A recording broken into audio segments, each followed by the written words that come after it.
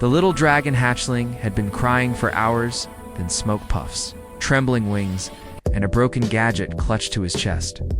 No one dared approach him. Not the guards, not the attendants, not even the royal caretakers. No one, except the human mechanic assigned to ventilation maintenance. Yahaan stepped forward quietly, lowering himself to the hatchling's eye level. "Let me see it," he murmured.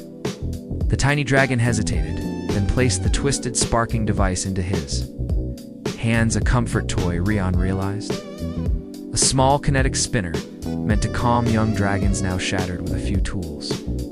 A gentle touch, and a soft hum of reassurance, he rebuilt the little device piece by piece. The hatchling watched with wide, wet eyes, tail slowly uncurling, when Yahaan snapped the final piece back into place and set it spinning again.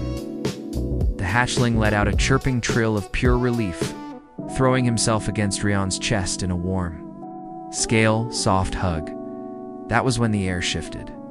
That was when shadows stretched. And that was when the dragon, Emperor himself, stepped into the nursery, silent and unreadable. Having seen every moment, Yahaan thought he had simply repaired a toy. He had no idea he'd just rewritten his destiny.